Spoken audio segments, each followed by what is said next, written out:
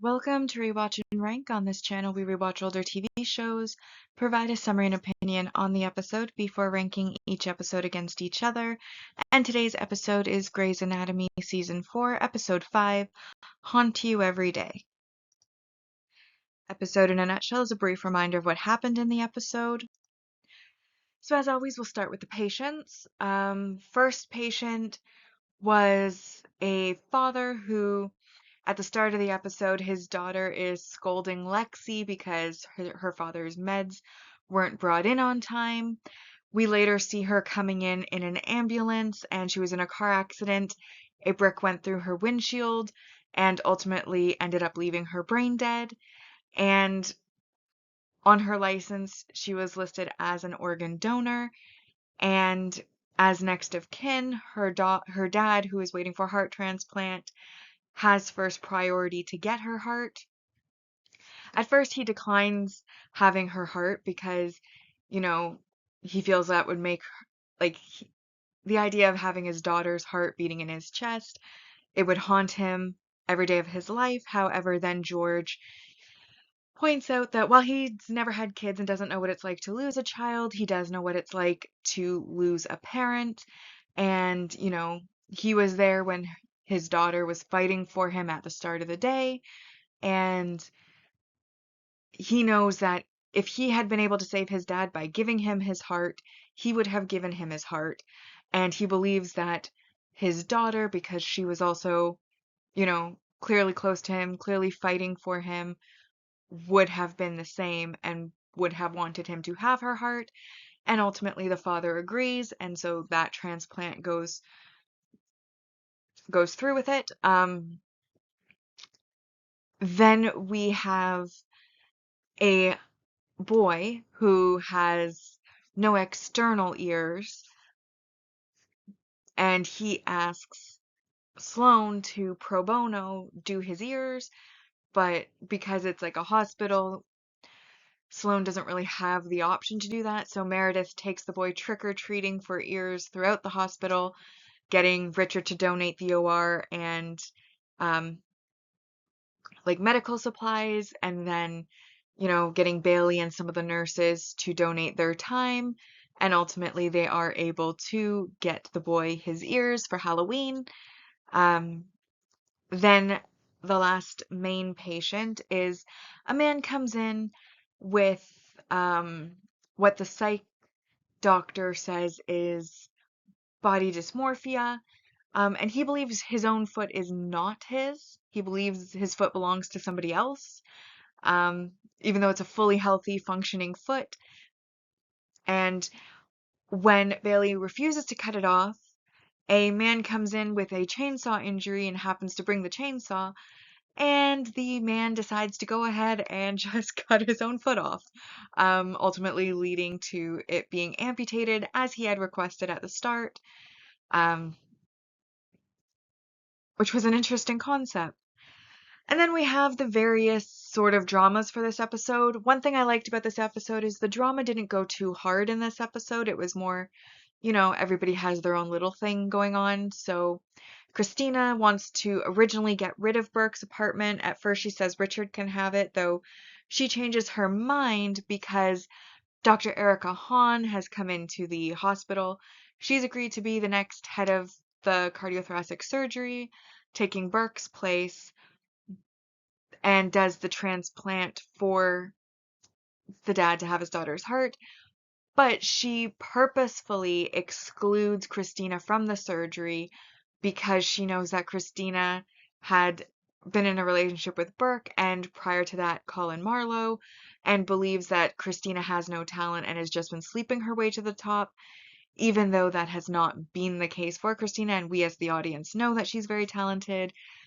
Han decides to prejudge her, which cuts her out of that surgery, and now that she's head of cardiothoracic surgery, that also means that Christina's chosen passion and chosen specialty is in for a rough road because the head of that department does not have any interest in teaching her going forward because of their negative interactions. And because he hired her, Christina then tells Richard that he can't have the apartment, and instead Callie moves in with her, because obviously her and George are no longer together. Callie tells basically all the residents that Izzy has been sleeping with George. Now it's out in the open, everybody knows about it, so they're happy when they make it through the day. Now that everybody knows, though it was a hard day for them. Um, Nurses create a club against Sloane because he's been sleeping with a bunch of them, and apparently his tactics are unoriginal and identical for each of them. Derek decides that he's going to start dating.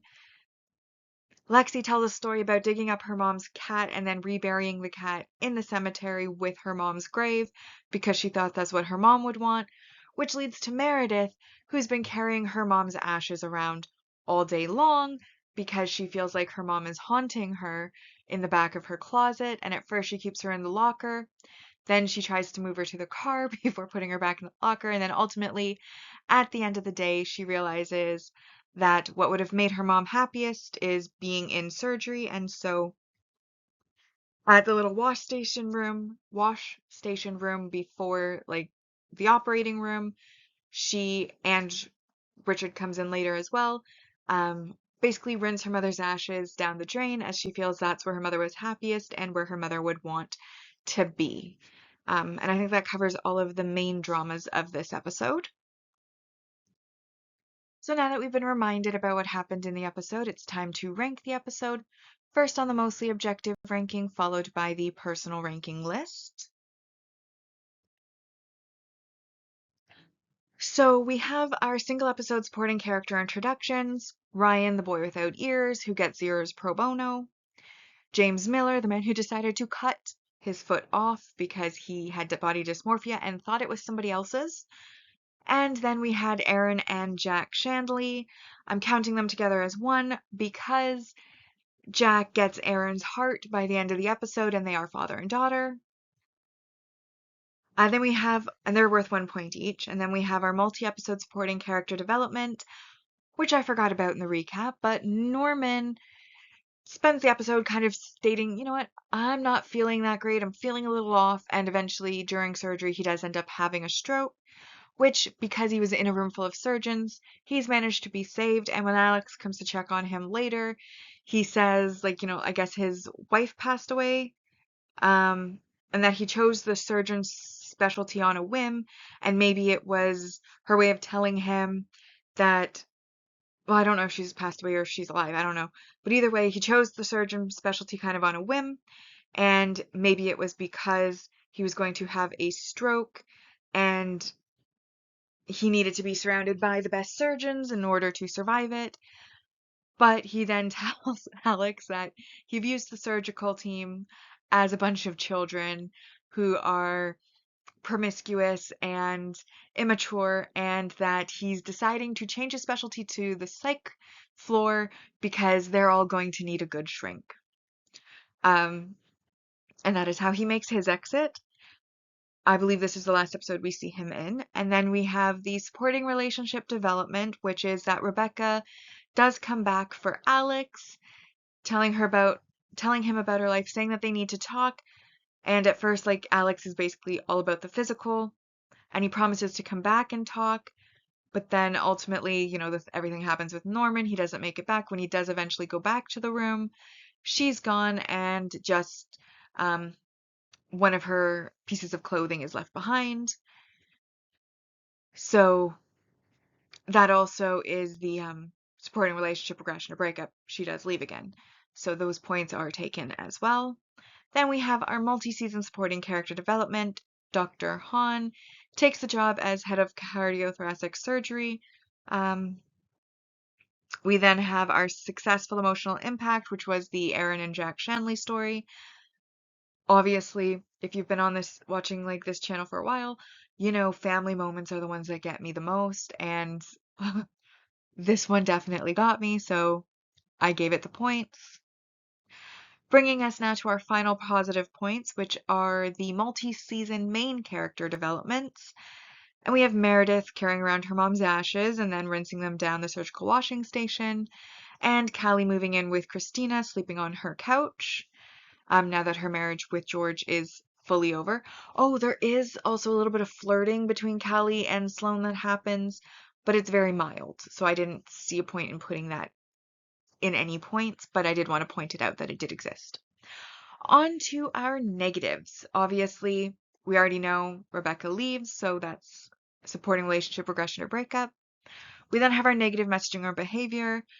And to me, that has to do with Erica's, like Dr. Han's unprofessional behavior towards Christina.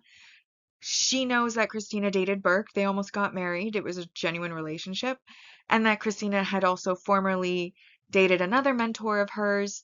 And she then decides to become prejudiced towards Christina and pretend that Christina has no talent because she thinks poorly of her choice in romantic partners in the past. However, personal life and professional life should be kept separate. And even Christina, when she comes back to Han after, is like, I happen to be attracted to people who have a similar talent to my own. That is why I was drawn to these men. That has nothing to do with my skill in the surgical room, but Han refuses to hear her.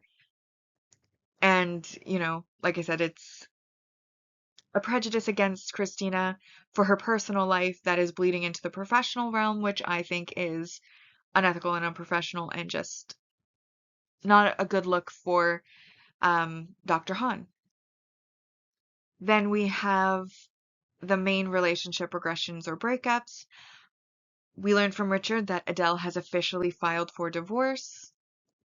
Um, Bailey and Tucker fight on the phone over her missing her son's first Halloween. Even though her son isn't old enough to remember his first Halloween, her husband is, and her husband specifically asked her and had her promise to be there. And then she pro bono gave the boy ears instead. So that's showing a decline in their marriage. And then we lastly have a Derek deciding that he's going to start dating, which of course could potentially take him off the market for Meredith, which is a regression as it's closing a door on their potential future relationships, at least for now, because obviously this is a rewatch, we know Endgame. So that is all of the points, and once all of the positives and negatives are added up and subtracted, it ultimately leaves us with a 5 out of 10. Bringing us to the mostly objective ranking, which is A Change Is Gonna Come, Love/Addiction, this episode in third, Haunt You Every Day, followed by Let the Truth Sting and The Heart of the Matter. My personal ranking for this episode, I did decide ultimately to give it an 8 out of 10. I thought all of the patients were really interesting. One of the patient stories actually made me emotional, so I was like, big win there. The drama was more mild, but still there. It wasn't overwhelming, which I like. It also felt kind of like it was wrapping up some of the storylines that had come to a head in previous episodes. Now we're kind of like tying them up so that we can then start into newer dramas that are upcoming. And ultimately, I did think that it was a good episode for those reasons. However, at the same time, like it didn't really leave me super excited. It didn't really leave me super excited for like future episodes or anything like that because it's kind of, like I said, it felt kind of like a closing down and then it's going to reopen others. So I gave it an 8 because I did enjoy it. I did like the change of pace. I did like all of the patient stories. And for that reason, I have it in second place. So in first was A Change Is Gonna Come, followed by Haunt You Every Day, Love/Addiction, Let the Truth Sting, and then The Heart of the Matter. And that now brings us to the series ranking so far. On our mostly objective ranking, we have season 1 in first place, followed by season 2, then season 3, and season 4 currently has 26 out of 150. Meanwhile, on the personal ranking side, it's essentially the opposite. We have season 3 in first, followed by season 2, then season 1, and season 4 so far has a score of 34 out of a possible 150. But with that, we have now rewatched and ranked Grey's Anatomy season 4, episode 5, haunt you every day. Like and subscribe if you'd like to, and I'll see you in the next episode.